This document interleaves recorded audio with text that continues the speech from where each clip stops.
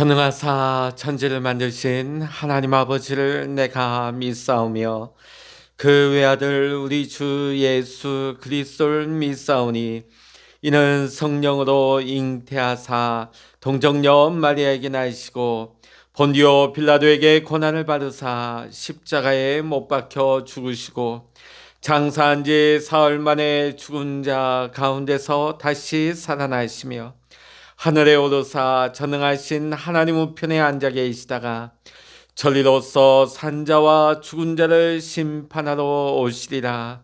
성령을 믿사오며 거룩한 공예와 성도가 서로 교통하는 것과 죄를 사하여 주시는 것과 몸이 다시 사는 것과 영원히 사는 것을 믿사옵나이다. 아멘. 찬송가 430장입니다. 찬송 430장입니다. 주와 같이 길 가는 것 즐거운 일 아닌가.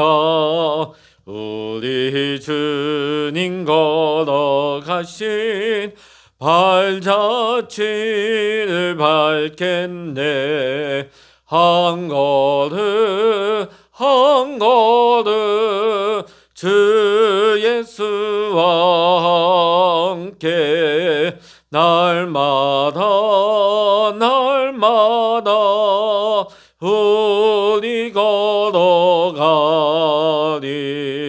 어린아이 같은 우리 미련하고 약하나 주의 손에 이끌리어 생명길로 가겠네. 한 걸음 한 걸음 주 예수와 함께 날마다 우리 걸어가리. 꽃이 피는 들판이나 험한 골짜기라도 주가 인도하는 대로 주와 같이 가겠네. 한 걸음 한 걸음 주 예수와 함께 날마다 우리 걸어가리. 옛 선지자의 녹같이 우리들도 천국에 들려 올라갈 때까지 주와 같이 걷겠네. 한 걸음 한 걸음 주 예수와 함께 날마다 우리 걸어가리. 아멘. 오늘 이 시간 우리에게 주시는 하나님의 말씀 구약 시편 101편입니다. 구약 875면 시편 101편 1절로부터 8절까지 우리 함께 읽도록 하십니다. 시편 101편입니다. 내가 인자와 정의를 노래하겠나이다. 여호와여, 내가 주께 찬양하리이다. 내가 완전한 길을 주목하오리니 주께서 어느 때나 내게 임하시겠나이까. 내가 완전한 마음으로 내 집 안에서 행하리이다. 나는 비천한 것을 내 눈앞에 두지 아니할 것이요 배교자들의 행위를 내가 미워하오리니 나는 그 어느 것도 붙들지 아니하리이다. 사악한 마음이 내게서 떠날 것이니 악한 일을 내가 알지 아니하리로다. 자기의 이웃을 은근히 헐뜯는 자를 내가 멸할 것이요 눈이 높고 마음이 교만한 자를 내가 용납하지 아니하리로다. 내 눈이 이 땅에 충성된 자를 살펴 나와 함께 살게 하리니 완전한 길에 행하는 자가 나를 따르리로다. 거짓을 행하는 자는 내 집안에 거주하지 못하며 거짓말하는 자는 내 목전에 서지 못하리로다. 아침마다 내가 이 땅의 모든 악인을 멸하리니 악을 행하는 자는 여호와의 성에서 다 끊어지리로다. 아멘. 할렐루야. 오늘도 함께 기도하시는 우리 사랑하는 모든 믿음의 성도님들에게 오늘도 하나님의 크신 은혜와 평강과 하나님의 동행의 축복이 오늘도 여러분과 함께 하시기를 주의 이름으로 간절히 축원합니다. 오늘 시편 101편은 다윗이 쓴 시가 되겠습니다. 이 시는 다윗이 이스라엘의 왕이 되어서 대관식을 할 때에 왕위에 즉위할 때에 하나님께 올려드렸던 기도라고 많은 성서학자들이 해석을 하고 있습니다.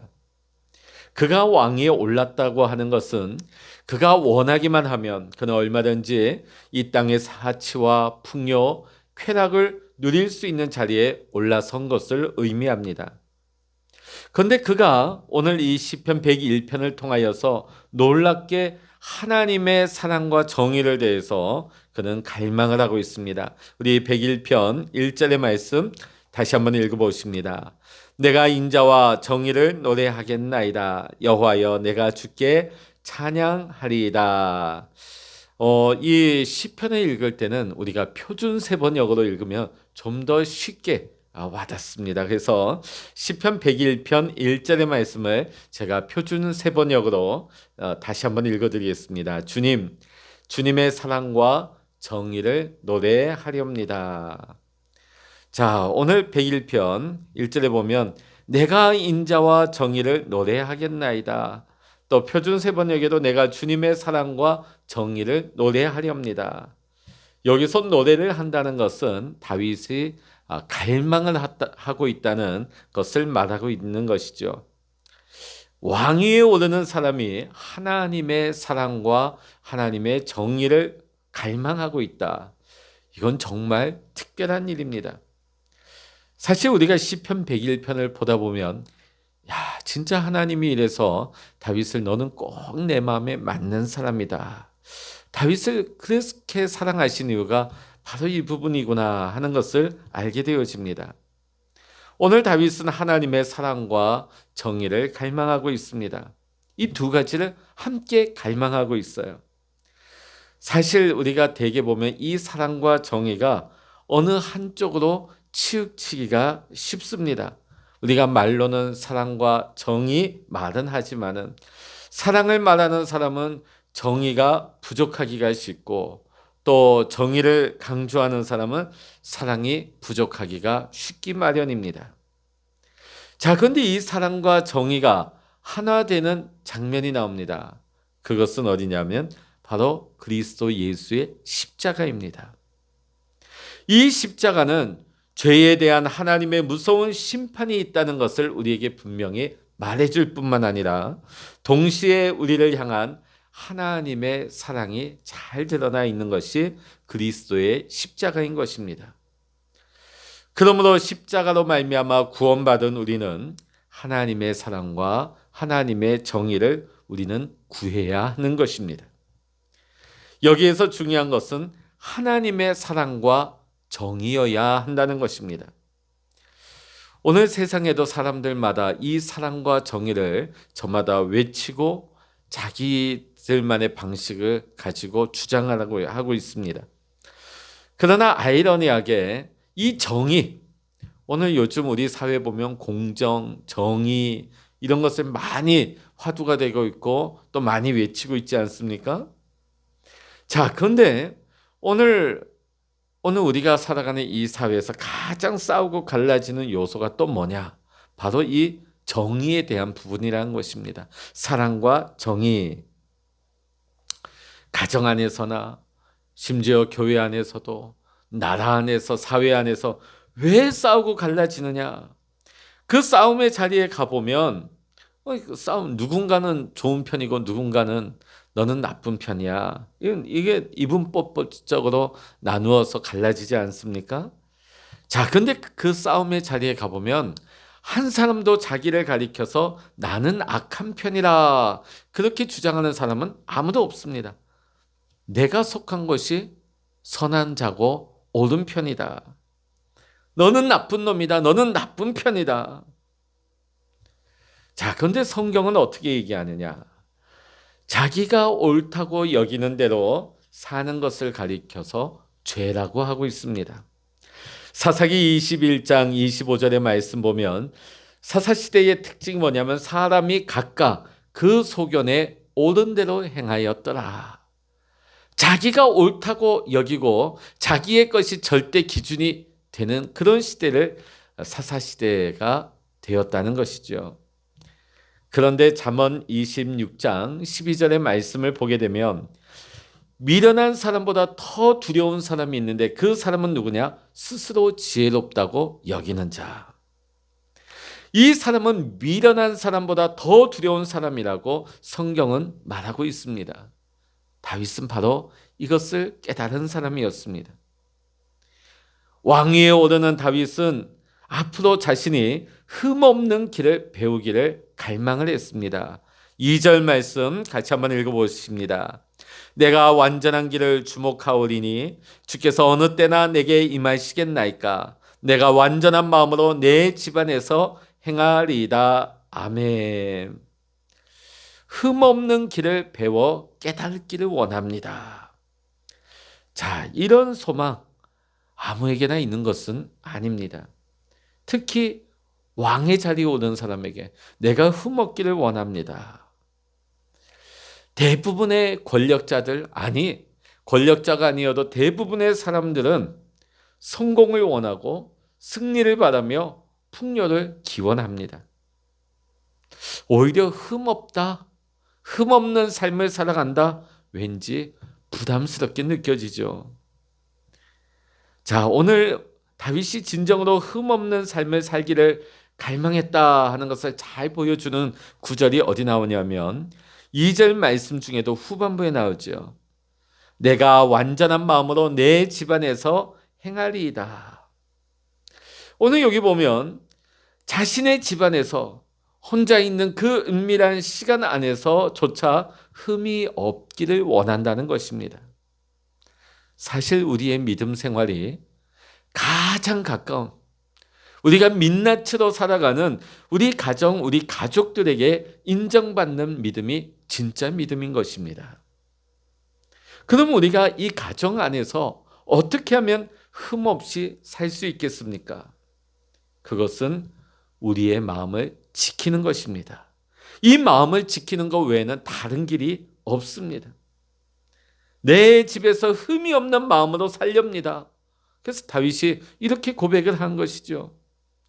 자, 그러면서 이렇게 다짐을 하죠. 다윗은 3절에서 이렇게 고백합니다.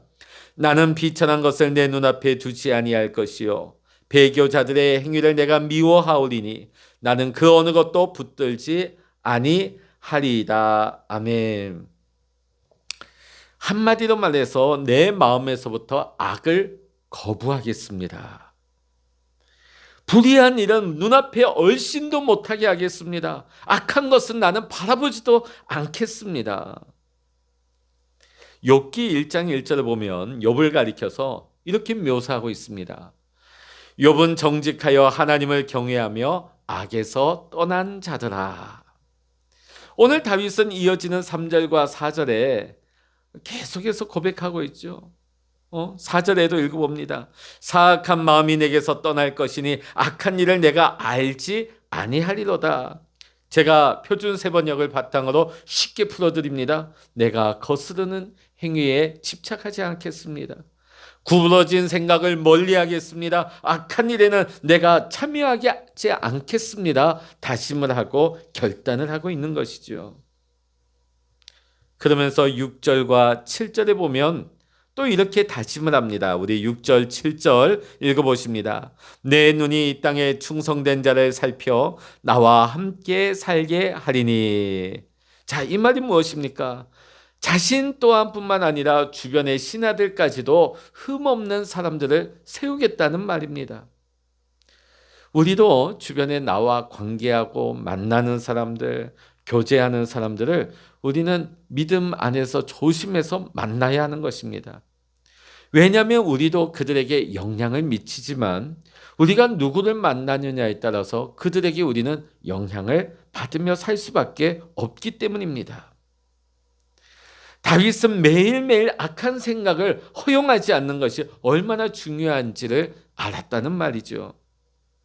내가 지난날 온전하였다고 오늘도 온전하리라는 보장이 없는 것입니다.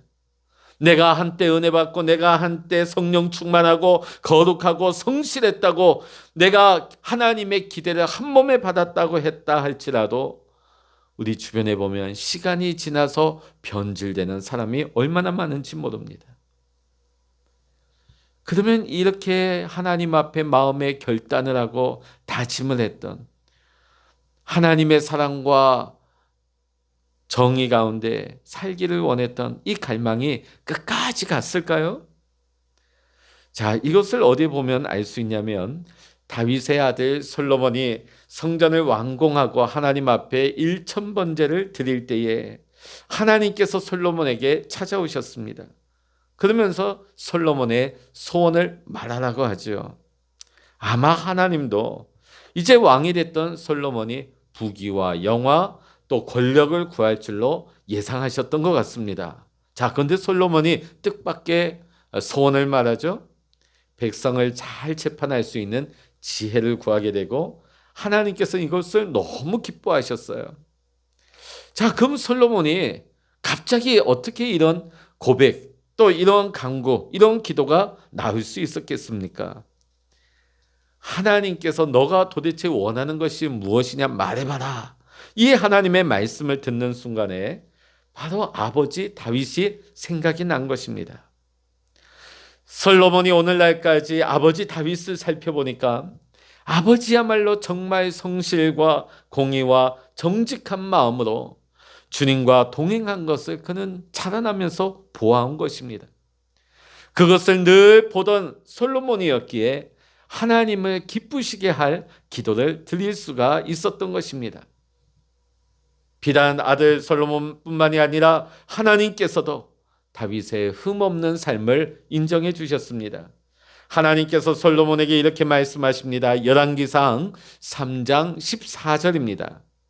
내가 만일 내 아버지 다윗이 행한 같이 내 길로 행하며 내 법도와 명령을 지키며 내가 또 내 날을 길게 하리라. 아멘. 내가 만일 내 아버지 다윗과 같이 행한 같이. 사실 이 솔로몬뿐만 아니라 그 이후에 많은 왕들에게 있어서 기준점이 누가 되느냐? 다윗이었어요. 하나님 앞에 믿음으로 산 왕들을 가리켜서는 다윗의 길로 행하였더라. 그렇게 묘사하고 있죠. 하나님 앞에서 다윗이 신실하게 믿음으로 하나님의 말씀, 하나님의 명령을 지키면서 살았다는 것을 성경은 우리에게 증거하고 있는 것입니다. 그럼 다윗은 너무나 완벽한 인생을 살았을까요?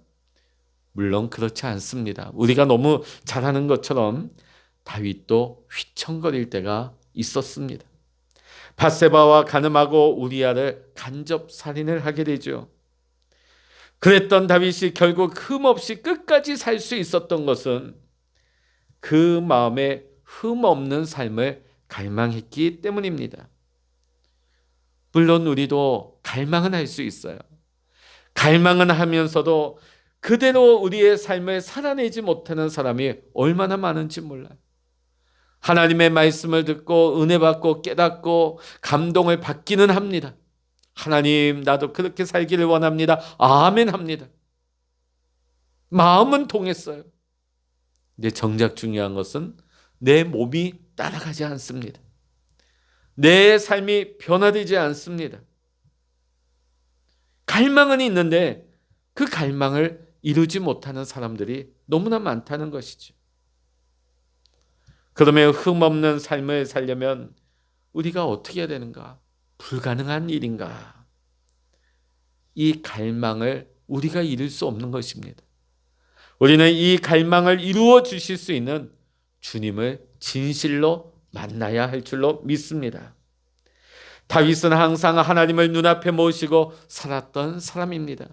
시편 16편 8절의 말씀, 내가 여호와를 항상 내 앞에 모시며 그가 나의 오른쪽에 계심으로 내가 흔들리지 아니하리로다. 아멘.